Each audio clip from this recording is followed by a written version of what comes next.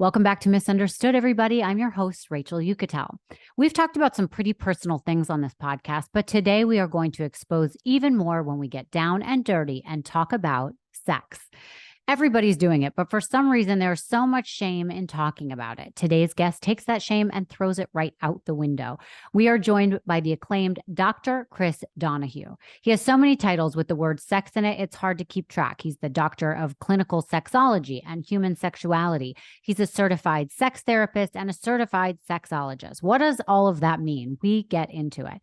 We had a bold conversation about intimacy and sex, those having it, who's not, who should have more. We delved deep into the world of dating apps, feminist porn, debated the legitimacy of sex addiction, threesomes, and found out what we really all want to know: what makes somebody good in bed. Dr. Donaghue doesn't shy away from answering anything. In fact, he preaches sex positivity. It was a fascinating and fun conversation, and I even learned a couple things too. I think you might as well. So get ready, probably grab a glass of wine for this. Dr. Chris Donaghue.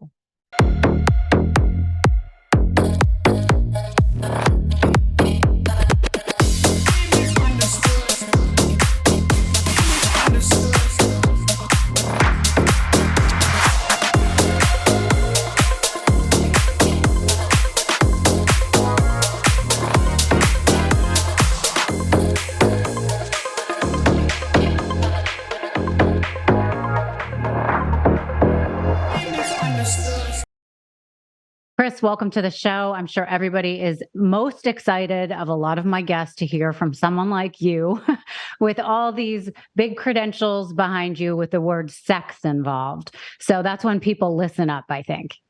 I'm happy to be here. Thanks for having me. Of course. So can you explain to people what a sexologist is and what really a certified sex therapist is?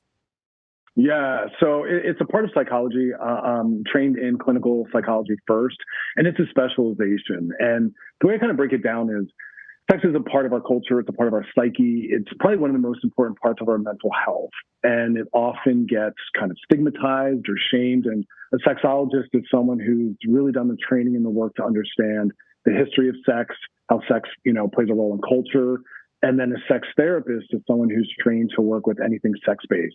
So people that are struggling with sexual dysfunctions, they want to improve their sex life, sexual esteem, body esteem. It's a pretty big label that covers anything around sex, relationships, gender. But you can also be talking to people about, just their relationships as well. It doesn't have to be rooted in sex. Am I correct? Correct. Yeah. An important part of any sex training and to become a certified sex therapist is getting training in relational and marital therapy. And at this point in the entire world, there's only about 500 or 600 of us that are actually certified. The field of sex and relationships have a lot of people making up labels and terms, and there's a lot of interesting people kind of in the field. But a certified sex therapist, someone definitely has the credentials. So I'm curious, what happened in your childhood, your adolescence, your adulthood that made you want to get into this? It's such a good question because I know my parents, when I started getting into it, they were like, of all the things you could do, my dad was a doctor himself, and he was in general medicine. So I never really was interested in sex. My first degree, I went to NYU. I was doing nutrition and food science. I just thought that was an interesting field. I don't know what I thought I was going to do with it. I was living in New York City, having fun. Slowly started getting more interested in clinical work, and the sex area was just dynamic. Niche market. I fell into it and then slowly started kind of doing some media stuff, and I almost got pulled into it more or less.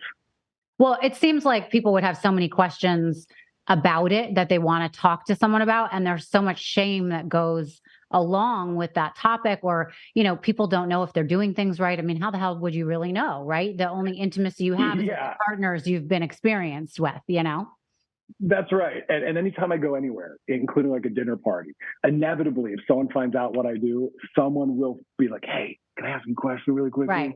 You immediately become the most popular person at the party, I'm sure. Happily and frustratedly so sometimes. But it really also tells me that it's something we're desperate to keep talking about. And that's really important to us because it's always creeping in somehow, right? Yeah. So I'm curious, in all the credentials that you have, what are you finding that people are coming to you for most? Or is it a gamut of things?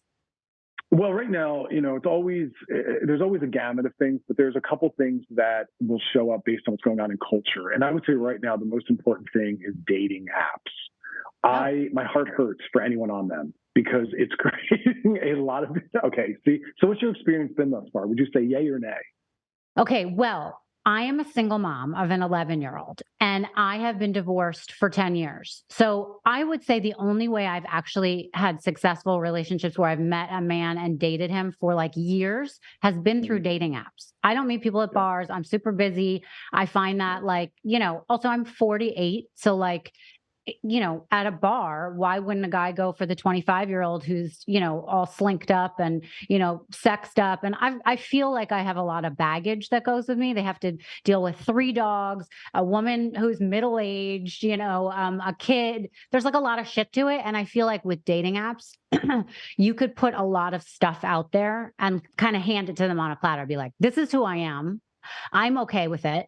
And you have to be too to fit into this pool. And if if we meet halfway and you're into this and this is what I'm serving, then we can start the conversation. But that's hard in a bar. Yeah, and it's also easy that you can sit on your couch, right, and be Yeah. dating from a couch in sweatpants with like a coffee, and that's why I think dating apps are awesome. I recommend them. It's Yeah. just they've led to a lot of psychological trauma Ooh, because a lot of people are encountering a lot of really bad experiences and that's encountering true. a lot of really bad people. And if you said to me, what's the one thing you wish everyone on dating apps would do? I would say take it more seriously because there's Mm. another human being on the other end of that you're communicating with. And you're either making them feel better about sex and dating in the world or worse. And like, let's bring a little more kindness to the whole process. There's a lot of Well, harsh behavior. but it's interesting you say that. So first of all, I think a problem that people have on dating apps is that they represent themselves in a way that is just not true. So they'll put a picture of themselves from 10 years ago when they were a different weight or they looked different, they didn't have any wrinkles, whatever it was, they had a different haircut.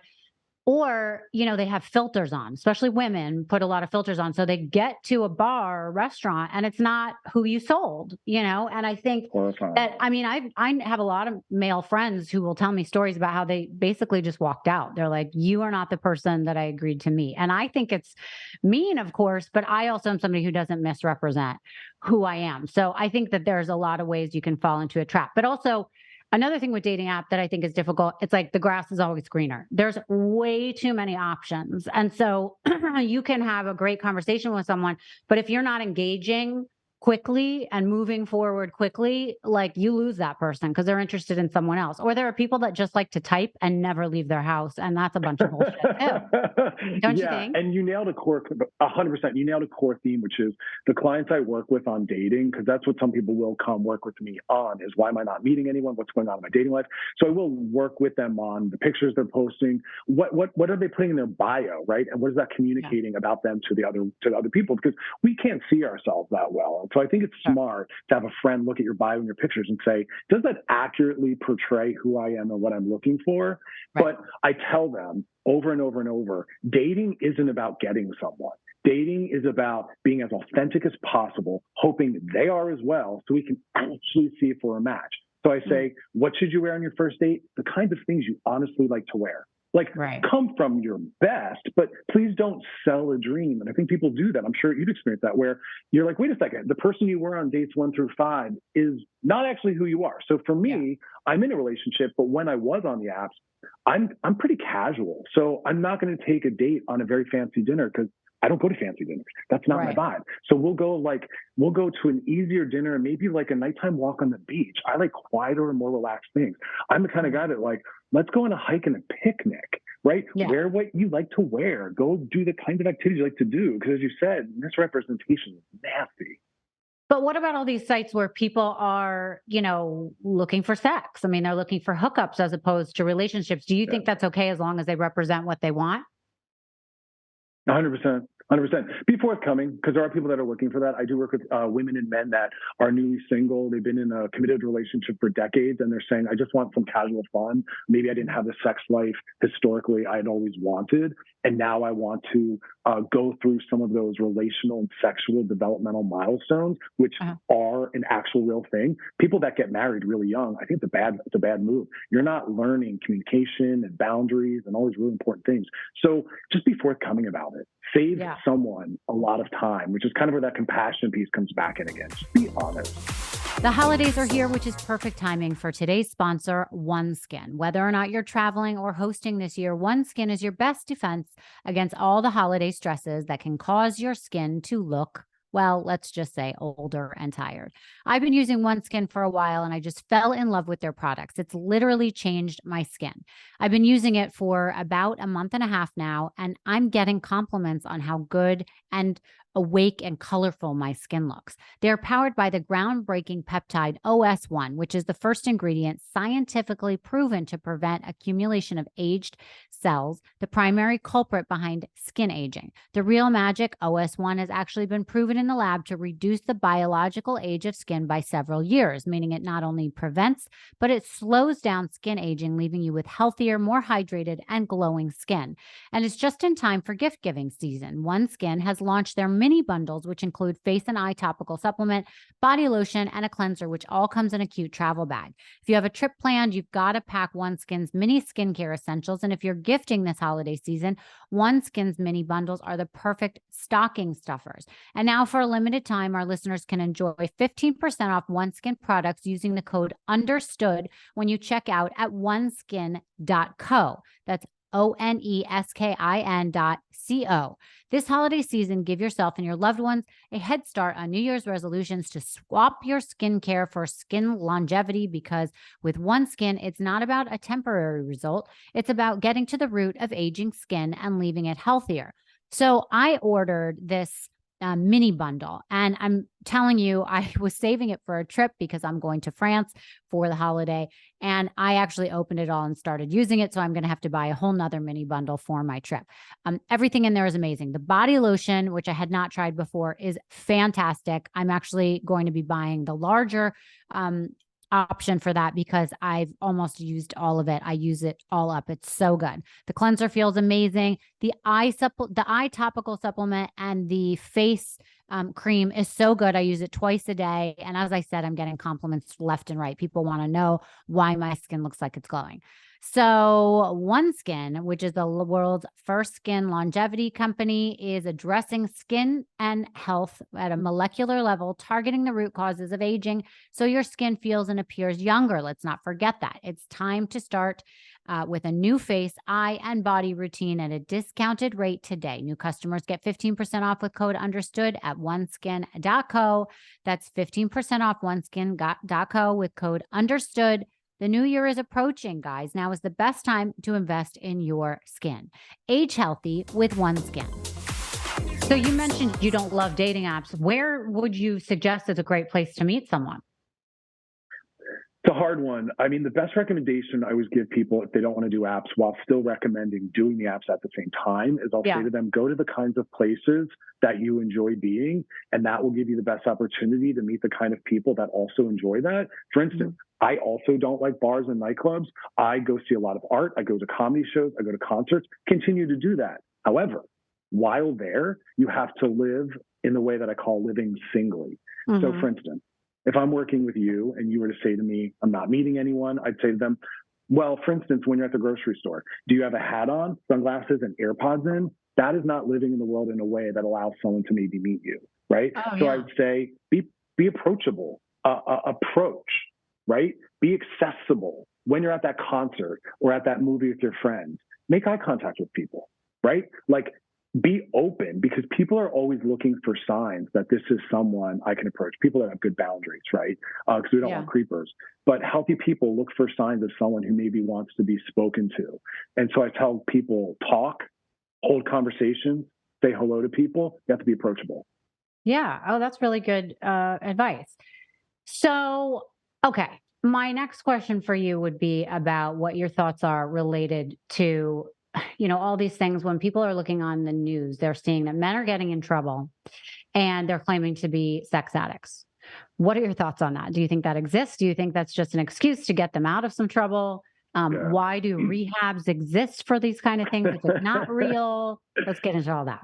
Yeah, you're bringing up a very controversial, triggering topic. When I post about this on my social media, I used to have a podcast and radio show.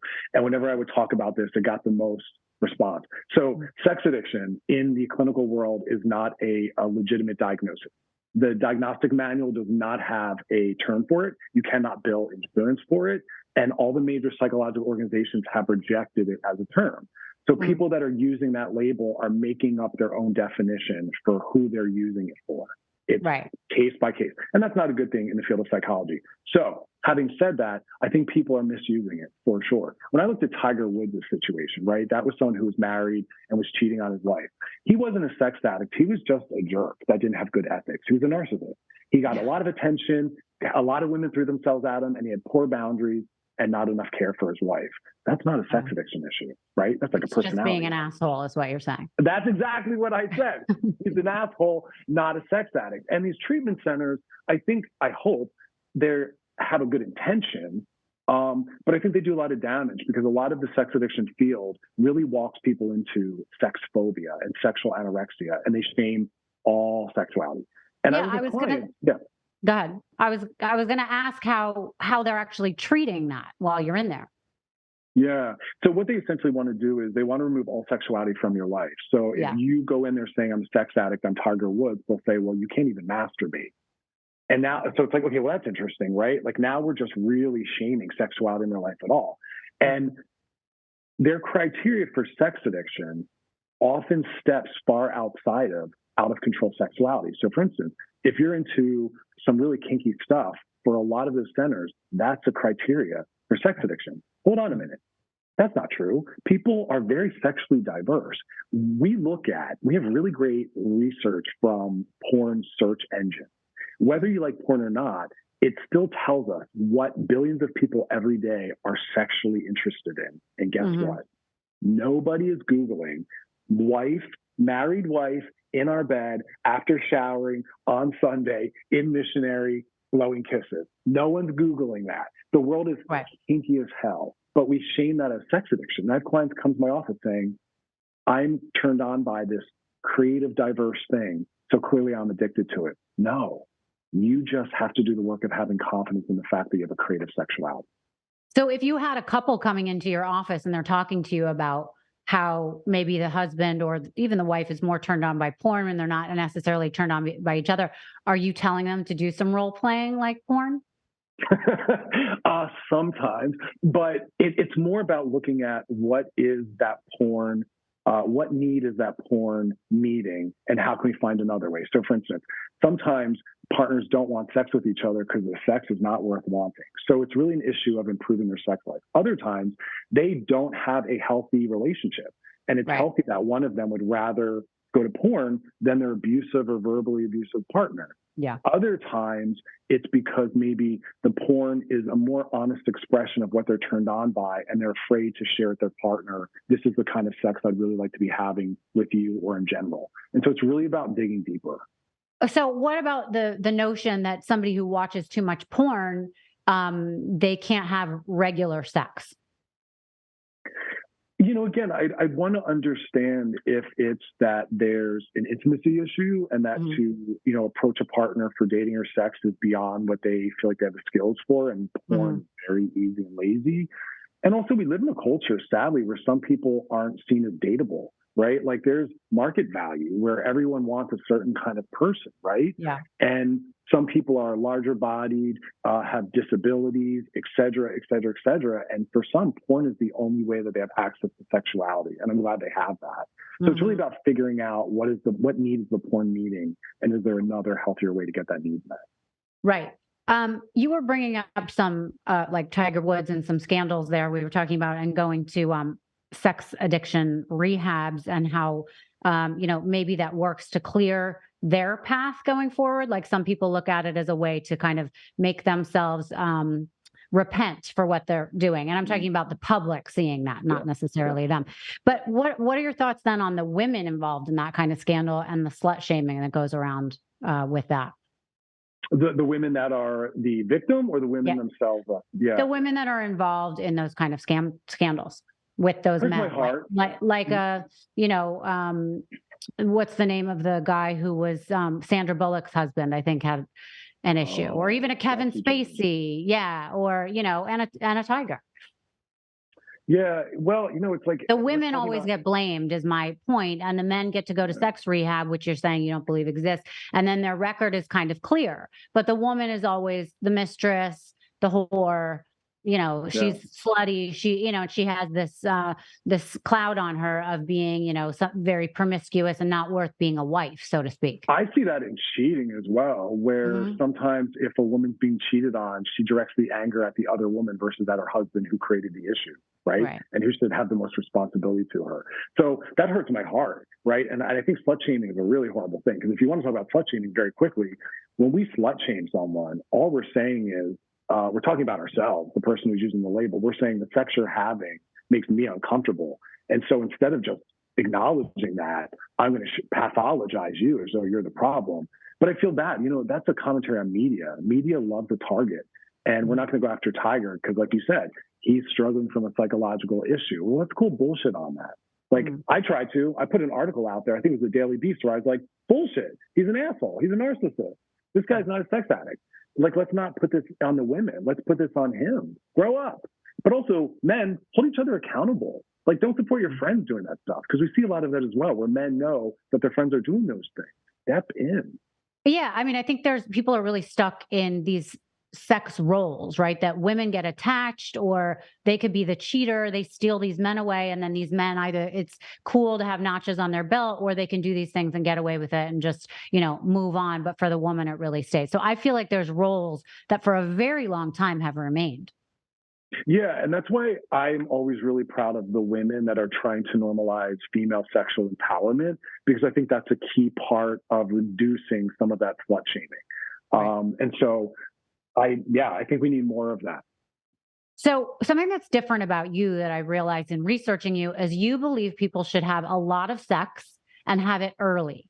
Now, I've always heard that if you want to be respected, you should hold out as long as you can. Otherwise, the guy won't see you as wife material. What would you say to all that? I would say that sexist and slut shaming. And I would say that someone who wants to have sex sooner than later, that's a demonstration. It depends who we're talking about. If we're talking about someone healthy, I'll give both examples. For someone healthy, having sex sooner than later is a demonstration that I'm really serious about commitment, and I want to explore all levels of intimacy. And I can learn more about someone through having sex with them than I can having coffee. Coffee, I can figure out if you like Game of Thrones and where you like to vacation.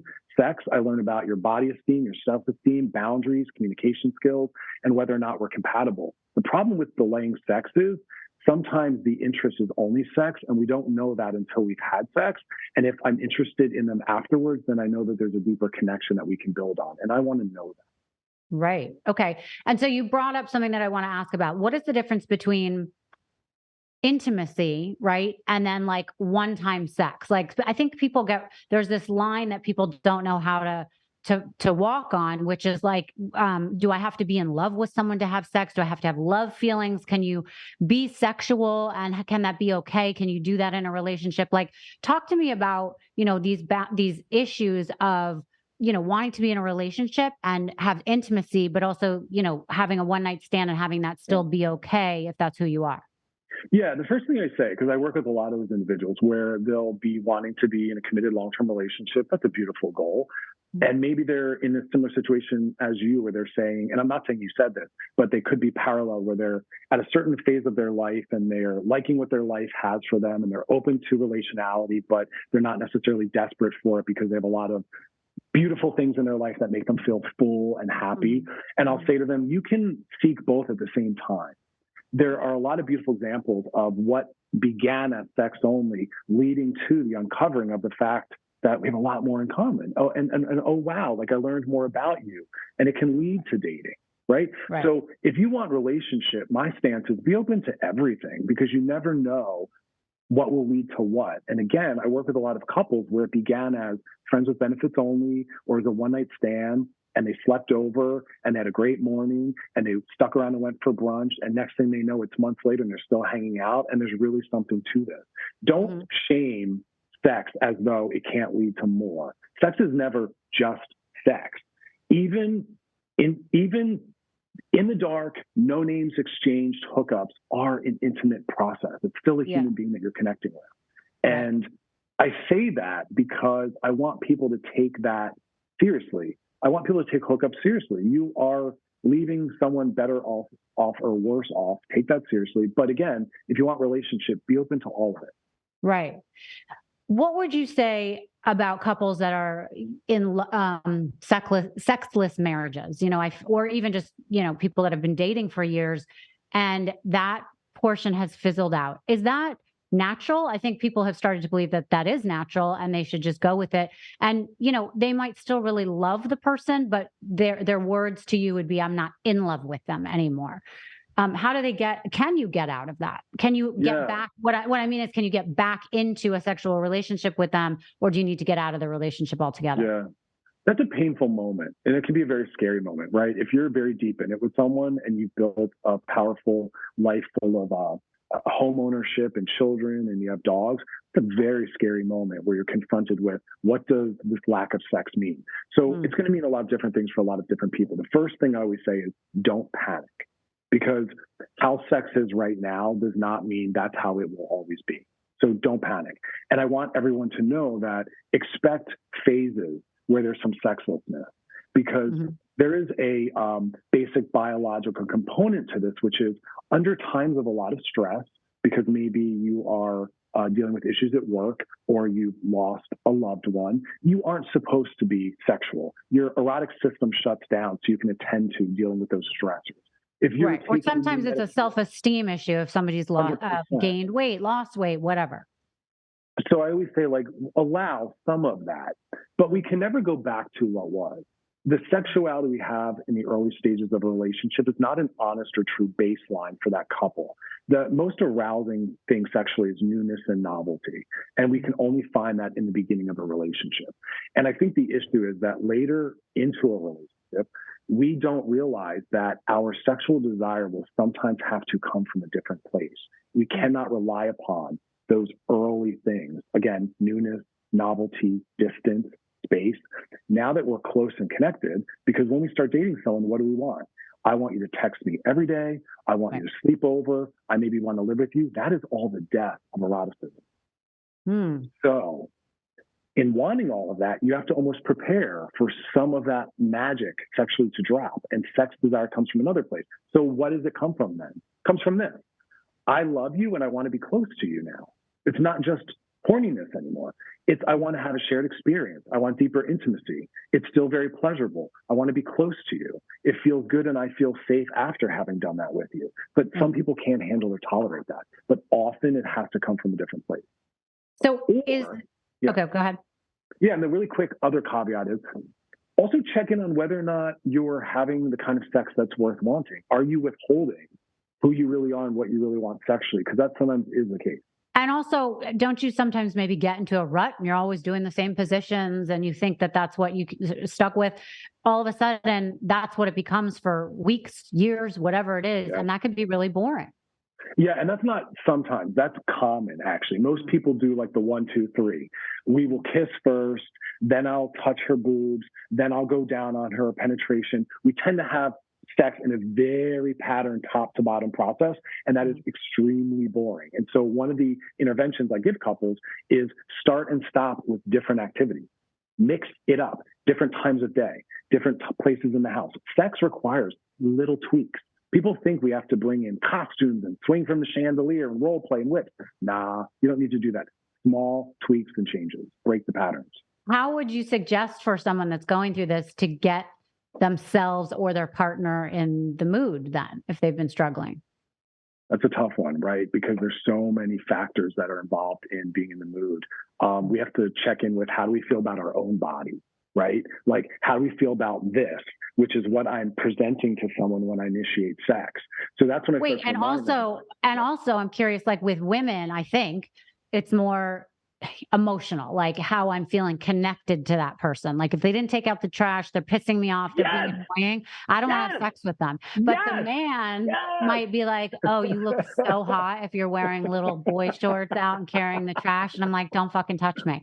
So how do you get on, right? But aren't men Yeah. visual and women are more emotional? It's both. I work with some men that are definitely emotional, and I work with some women that are definitely very visual. It's particular to the person, but you nailed a really important key concept, which is foreplay.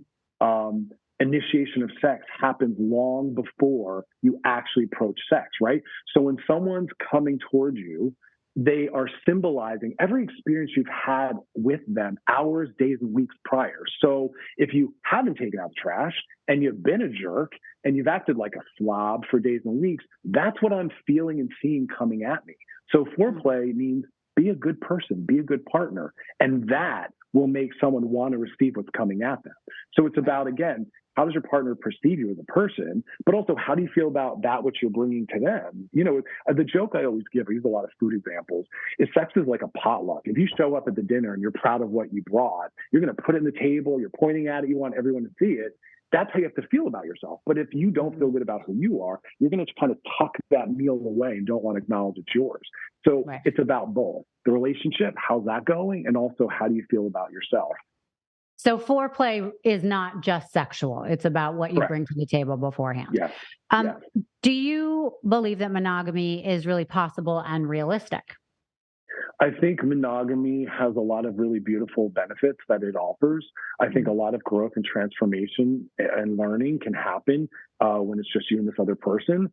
So for me, it's not so much is it realistic or possible. It's really about what part of you wants monogamy. Because when a couple enters my office, if they say, oh, we're open, we're poly, I say, why? If they come in, they say we're monogamous, I say, why? I want to understand what part of you wants that. Because for some of us, So it's a choice. It's a choice. And I want to make sure it's a healthy choice coming from a healthy part. And for some couples, I think they should be monogamous. Other couples, I think that isn't good. Monogamy is for people that have a lot of really good sexual chemistry and compatibility. And if you don't, you are not built and shouldn't be monogamous. Monogamy is also for people that are interested in sex. It's, I believe, a little sexually problematic and maybe even emotionally abusive if you say to someone, I want monogamy, so I can only be your sexual partner, but then I'm also not going to be open to sex. So I'm actually going to backdoor you into forced celibacy. No. If you want monogamy, you have to be open and interested in sexuality with your partner, and you have to work on that. And do you feel like this is why a lot of people cheat? Do you believe cheating is kind of inevitable in a lot of circumstances, or is it like a symptom of what's going on in a relationship? I think it's a symptom of what's going on, but can also be a component of an individual. As humans, we want two things at the same time. We need and we want both pair bonding and relationship, but we also need autonomy and individuality. And healthy people that can pull off monogamy can manage both, right? And that would look like, I live with my wife, and Friday night I go out with my boys.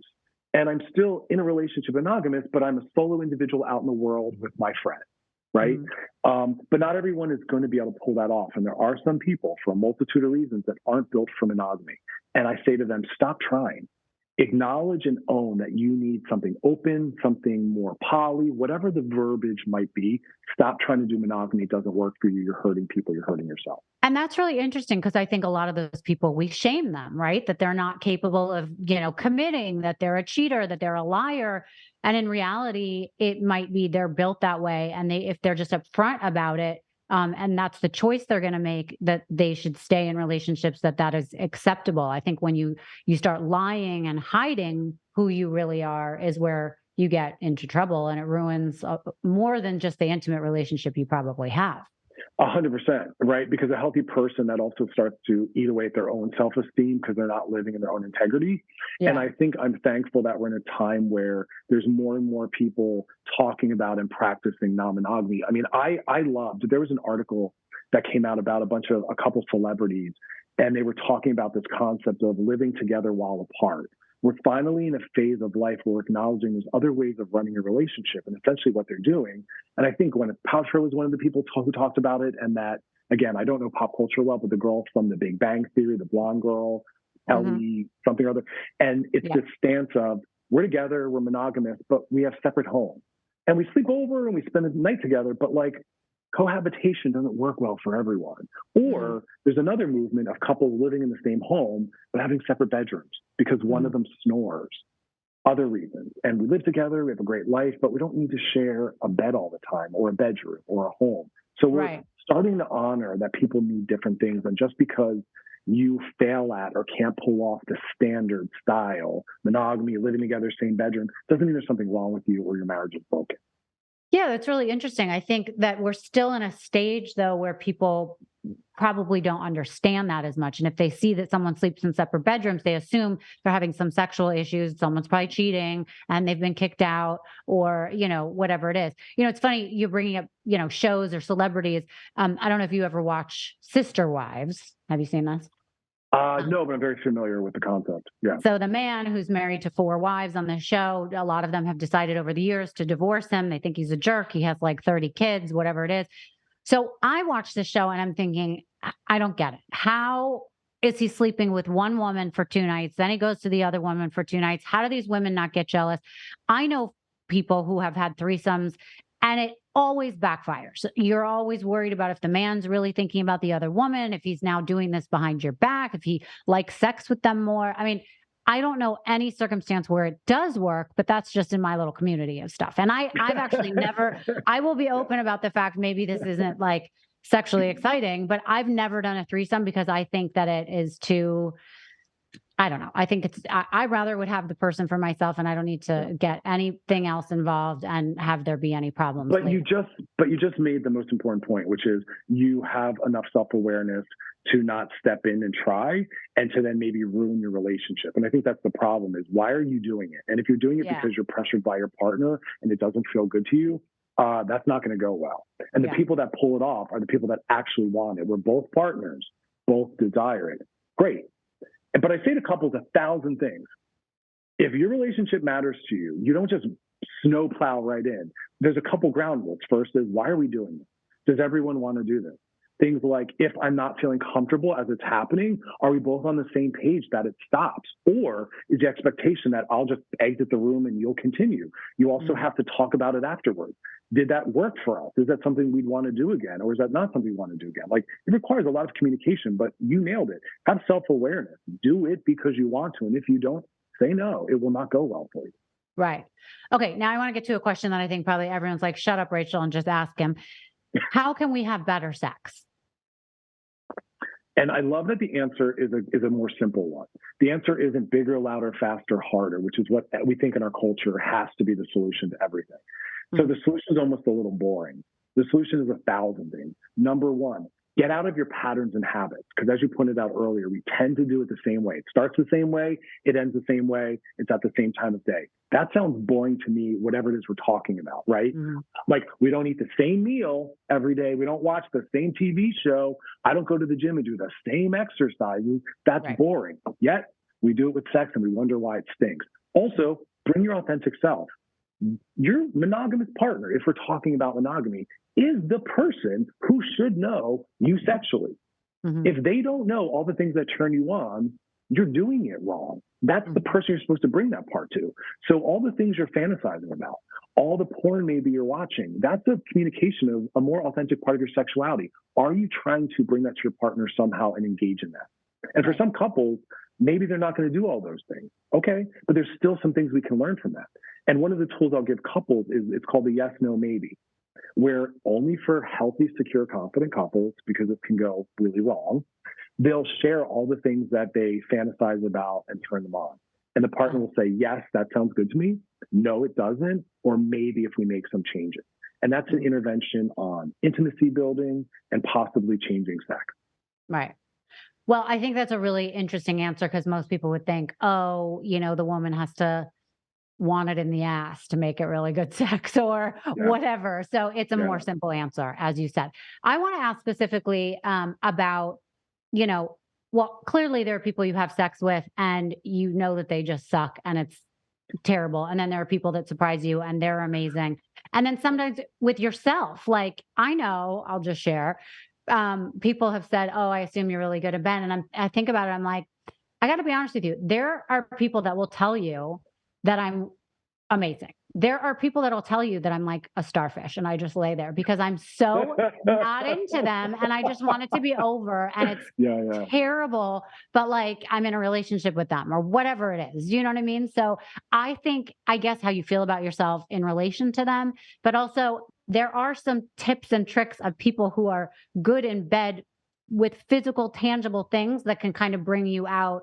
And sometimes people don't know what that is because they haven't had a lot of experience, right? I think Which experience is makes why you I better. said, which is why I said, don't don't get married at 22 to your high school or college sweetheart, Yeah. right? Like, of course, if you meet an amazing person, give it a shot, but don't spend your 20s trying to find your soulmate and get married. Yeah. Go experience a lot of things, travel, try different kinds of food, date, have sex, figure out who you are, learn some things. We believe that there are a lot of life experiences to be had and developmental milestones.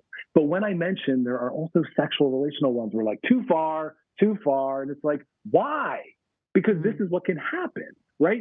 So don't try to lock yourself down too quickly. But go further to the question. What was the question of that? Because I agree with you. We can be better with some people, worse with other people, and there are some people that just are really great at what they do. My answer also within that tends to be kind of a little bit of a surprise switch, which is I think the people I know that are probably really bad at sex are the ones that say something like, I know what all women want. Damn, that's a problem because you don't, because everyone's different. And if you enter sex thinking, I know what they all want, you're not actually being in the moment with that person. And good sexual partners know that everyone I'm with, I'm a virgin again. I have to figure out what we like. I have to figure out who they are. I have to figure out what parts of their body they like being engaged. Some people want lights on, eye contact. Some people want lights off. Some people do want anal. Some people don't. Some people want it fast. Some people want it slower. Some people want more connection. Approach every sex partner anew and say to them, we have to figure out who we are. It's interesting that you're saying that because you were talking before about how some couples get into the same routine, but I think there are people that get into the same routine with their, what they do. So they'll go to every woman using these same moves, thinking they're really good at going down, and then they do this, and then they do that, and it can backfire when it, because you're not really connecting with that person. What I wanted to ask you though is, I think that it's sort of known that first time sex can really suck. And is it because you're stuck in your head, like, what do they like? You don't really know this person that well. What is it that they like? How do I look right now? How does, what do I smell? Like whatever people are dealing with, right? And they don't know the person. So how do you think it's okay to be in your head? Do you think people should get out of their head and just try to feel good? Should they be impressing the other person and trying to make them feel good? Like where should they be in their mind? Yeah, we're a culture of reflected back self-worth and self-esteem. So we enter sex the same way we often enter dating. My goal is for them to like me. And that's the worst way, as I said earlier, to enter dating, right? So a parallel example, as I said, enter dating wearing the things you like to wear, going to the kind of restaurants you go to as your full authentic self, hoping they do that as well so we can really see if we're compatible. And sometimes the perfect first date is realizing we aren't because we were both honest. Do the same thing with sex. If you approach sex thinking, I'm going to mind read and try to guess what this person wants, what they like, you're already doing it wrong. You should approach sex thinking, and this is where people get shocked because it's a flip on what they'd expect. Approach sex thinking, what turns me on imagining doing to that person? And be more self-guided, while also acknowledging that there's another person on the receiving end, and you are assessing if they're enjoying it, if they feel safe, if they feel comfortable, checking in with them. That is erotic, saying, does that feel good to you? Is that hot? Is that turning you on, right? But don't approach it thinking, I'm here to make them happy. Don't approach it thinking, my self-worth is tied to this. Approach it thinking, we're just here to have fun, and that's going to best come from me thinking about my pleasure. Right. Okay, let's talk about sexuality for a second. You've been very open with the fact that you are sex fluid. Is that what you call it, by the way? Yeah, labels get wonky and clunky. I've had sex with all genders. Sexually fluid, open. Yeah. Now, doesn't that mean bisexual? Doesn't that mean pansexual? I'm confused by, just explain. Yeah. So the labels, again, they get really clunky. They're important for some people because it makes them feel real and they can find community. But essentially, traditionally speaking, bisexual means I like men and women. Pansexual really came about to recognize that there are people that are like gender non-binary and gender fluid, and there's people that aren't quite male or female in their expression. And so pan is to say, I like them too. Right. So the only reason I ask you, because I could care less what you choose, who you choose to be with, but I want to know because you've been with both sexes. Yeah. And so I want to know specifically, is there something that, when you are with a man that you would do differently than when you're with a woman? What do you think? Oh. So like, I'm a woman, I like to be with a man. I'm not into women. Why don't you tell for women first, if there's some tips or tricks of what you can do with your man that men really like, and then the opposite to say what you think women. Oh, I've never been asked that question like that. That's an interesting question. Before I answer, just always want to point out that everyone's going to be different, right? So don't ever enter it thinking there's this one thing that all women like, because a very diverse crowd, and we're talking about women, right? There's the wealth of different individuals. And I'm a big fan of, like I said, us approaching it from what's going to turn us on, not as a self-centered act, but as a way to be guided by pleasure and not being guided by performance, because that never feels good to the partner. They feel like they're having sex done to them, not with them, while always checking in on them, right? But having said that, men are socialized to tend to be a little more transactional, and men tend to be a little more obsessed with sex and penetration and orgasm, where women tend to be more experiential and emotional, which is why I have a lot of my heterosexual men that are patients of mine watching feminist porn that is created by and centered around women's pleasure, which includes more foreplay, more aftercare, more affection, as a way for them to have a wider breadth of skills, but also to be able to be more intimate. Because standard heterosexual porn is centered around a man's pleasure. Get it in, get it done, and as long as I orgasmed, we're good. Where feminist-based porn is, again, more affectionate, post-aftercare, but also is centered on the relational connection. And this hurts my heart to have to say, it also involves the woman's orgasm mattering, because we know from research that when women masturbate, they orgasm 75 to 90% of the time. When women have sex with another woman, it's about that as well. But ready for this zinger? When women have sex with men, it drops down to about 14% or less of the time they orgasm. Is that because men don't really know what they're doing? And don't care. Both. Wow. It's both. And so we need to put a little more emphasis on the fact that, yo, buddy, you're not the only one in the bed. And everyone, their pleasure matters. So, you got to learn how to hang in there and stick around and prioritize someone else's pleasure too. Right. Let's go back to talking about couples therapy for 1 second. Is there one thing that you look for in a couple that you are saying, yeah, you know what, we can make this, or you guys can make this work? Because I see X, Y, Z in you guys, and we can get you to a new place of where you can find some intimacy again.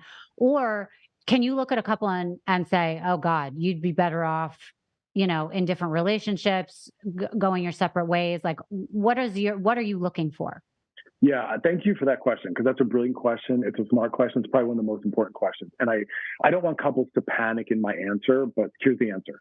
We have really robust research that helps us understand what are the qualities that exist for couples that have long-term sustainability, longevity, and happiness. And there's pretty much one thing that they have. Couples that are going to make it at their core, even while fighting and going through a tough time, they still have what we call friendship. They still like each other. The couples that won't make it and are destined with almost an 85+% accuracy rate of research are the ones that don't like each other, don't have friendship, and the word we use is contempt.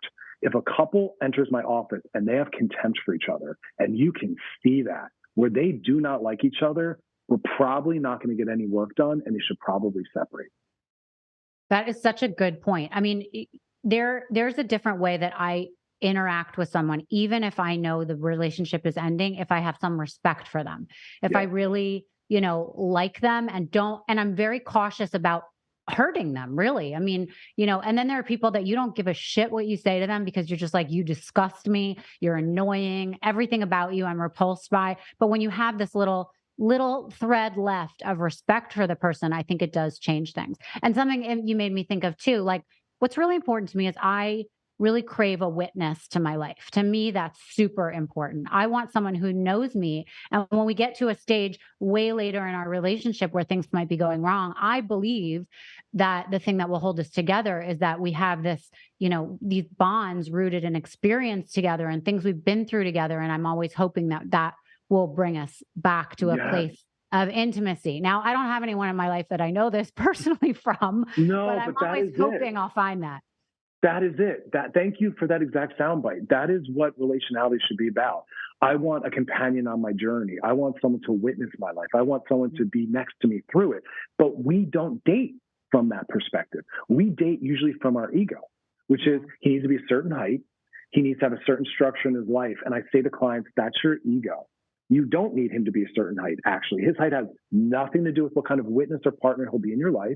His height has nothing to do with how he'll be with you if you lose a loved one and the support he'll offer. His height has nothing to do with what he'll be like as a partner through tough times in your life, financially, health, and otherwise. You want to witness. Focus on that. Is this person someone who makes my life better? Is this someone who can do that? But we don't look at it in those ways. We look at it from our ego generally.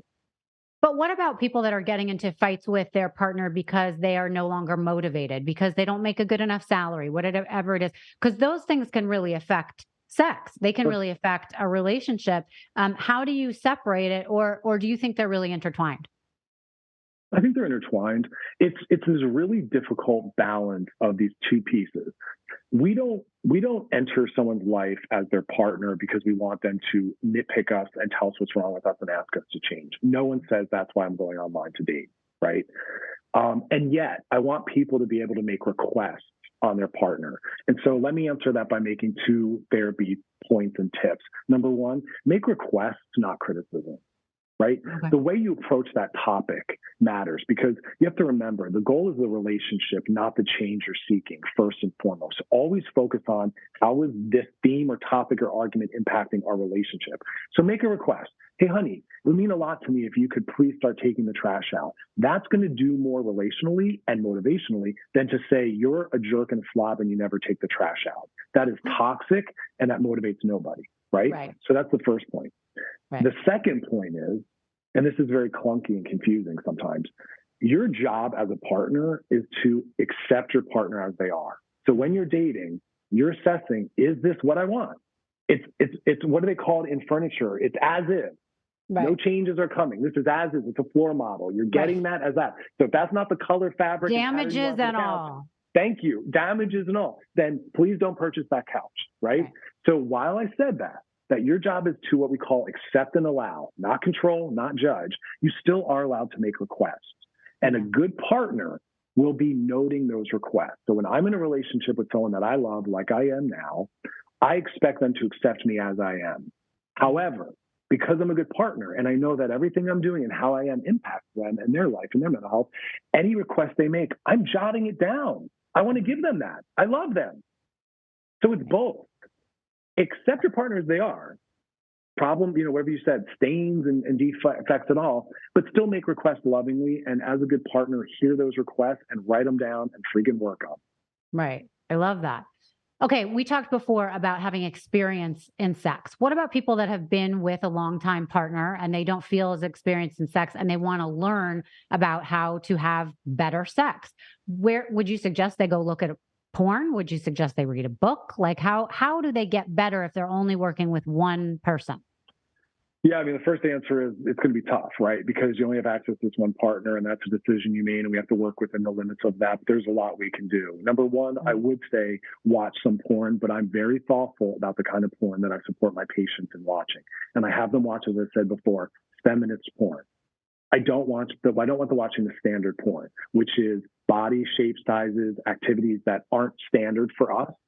I want them to watch porn that has bodies that looks like theirs. I want women and men to hear that takeaway. Our sexual and body esteem is impacted by everything we are surrounding ourselves with. Social media, the movies, conversations our friends are having. So watch porn that looks like you. And watch porn that is feminist, where there is affection, there is aftercare, there's concern for everyone's orgasm. It's slower, it's more relational. Watch that. And also read books like mine. I wrote Sex Outside the Lines and Rebel Love as a quick, easy way for people to get a few tidbits as to how to be a better person, because having better sex is essentially a relational thing, and it is about being a better person. But without getting into that, yes, there are great resources in books and healthy porn. And that's all you're really going to have access to because you're monogamous and this is your long-term partner. Right. Do you think that relationships should be easy if you're with the right person? No. I'm worried about couples that never fight. I'm worried about couples that have no conflict. Healthy relationships aren't about the absence of conflict. It's about the way you manage that conflict. Healthy couples have a lot of it. They just are very loving and soft about it. They repair quickly. They manage it better. If a couple never fights, I'm wondering who's people pleasing, who's selling themselves out. Why is it so fragile that you can't have any criticism or conflict? Right. And so I had an amazing therapy session many years ago where clients said, "Oh my God, Dr. Chris, I mean, you're an educator, you travel the world lecturing, you have books, you must be the perfect partner." And I said, "Well, no, I'm a human first, but I said, I want for you what I hold myself accountable to. I deal with things better, I catch them sooner, and I repair far superior. That's all I expect of myself. So allow conflict, it's healthy, you're two separate people. Just be loving in the way you discuss it and work through it." Yeah. You mentioned earlier that you had a show before, Loveline, right? Where you kind of took the next step after Dr. Drew and took your experience and really were helping people who were writing in, calling in, whatever it was. Many years ago, I was a guest host on Loveline with Dr. Drew, and it was a very interesting experience for me. So I don't know if you know this about me. I was on Celebrity Rehab with Dr. Drew, and my addiction was love addiction because they kind of didn't have one for me, and I'm not a drug user. So, and I thought that was really dumb, and I was like, "This is stupid. I'm not going to go on there while somebody's withdrawing from like heroin addiction and say, oh, I'm here for love addiction. It's killing me." But what I did find is that I really, have some issues related to how I interact in my relationships. And I did mistake, intensity for love. I had a bad picker. I would pick the wrong people for whatever reason. I placed my value on whether or not I was loved or someone loved me by who the person was. They had to be powerful. Everyone had to want them. And if they want me, then I must be worthy. Right. And so I did get a lot out of being there. But, I feel now I'm losing my train of thought because I just went down a whole path. But I know you don't believe that love addiction is like a real thing. But the thing with Loveline, that's what I was saying. Loveline was very interesting because it was more about sex issues, right? So I remember a guy called in and said he was addicted to having sex with the wall. He had made a hole in the wall and put peanut butter on the side and was having Classic sex with Loveline. And he couldn't get intimate with his girlfriend because she wasn't slathered in peanut butter and didn't feel like a wall and didn't talk back or whatever. And, Drew's giving his clinical version of why he had trauma in his past. And meanwhile, I'm like, stop. Doesn't the wall hurt? How are you? I'm trying to figure out how this is a thing. You're getting to the nuts and bolts of it. How do you even do that?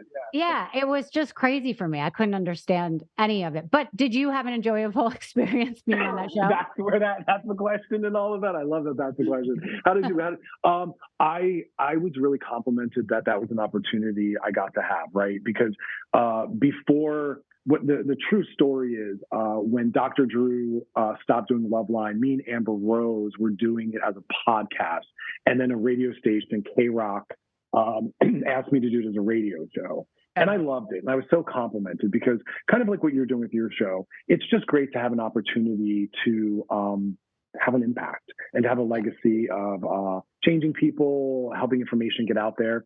I loved it. It was awesome. I brought a different spin for sure. I'm far more sex positive. I look at things very differently, but that's natural, right? I'm in a different generation and I have a different background than his. I loved it. And my goal with people like him was to try to normalize all the diverse creative ways that we are sexual. And I would have said to him, you're not addicted. It's just that turns you on a lot. And so that's what you're most drawn to. We are all most drawn towards that, which is most arousing to us.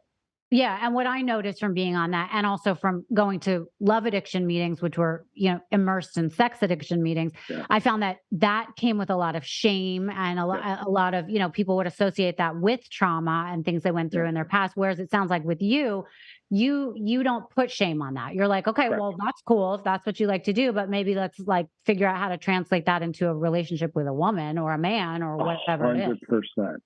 Yeah. Because shame is a trauma. And shame is not a healing, motivating thing. So I don't shame anyone because I know that that's walking them backwards and maybe traumatizing them. And my job is to remove trauma. So I'm not going to create trauma. And love addiction, sex addiction, I think missed the mark because of what you just said. They create shame. They can create sexual anorexia. And they're really not looking at the core issue, which is how can you translate some of that to sex with a partner? How can you find ways to have sex with a partner? How can you normalize that we like creative, diverse things? We can eroticize anything. Right? Yeah. We can turn on by anything and everything. That doesn't mean that something traumatic happened. And that's a very sex negative idea that if you're turned on by something creative or diverse, it must be a trauma. No, it's not.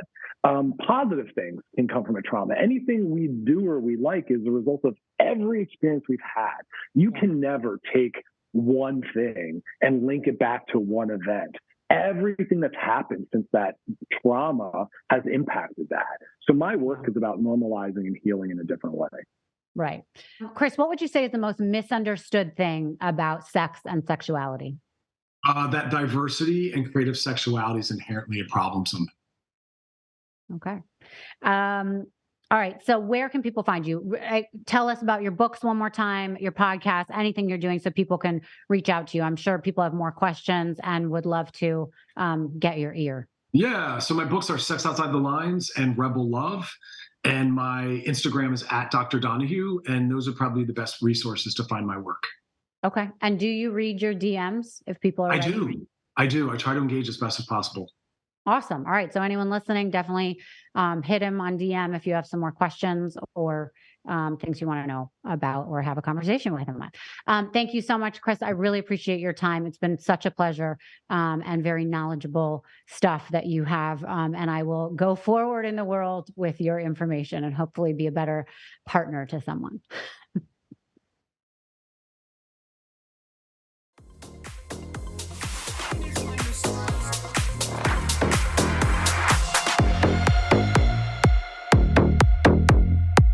Thank you so much for listening to Misunderstood. I'm your host, Rachel Yucatel. Please be sure to subscribe to the show and give us a 5-star rating and review. You can support the show by joining our Patreon at patreon.com/misunderstood with Rachel Yucatel. Do you have ideas for the show or want to reach out? Email us at info misunderstoodpodcast@gmail.com. That's spelled MISS understood. Thank you so much, and I'll see you next time.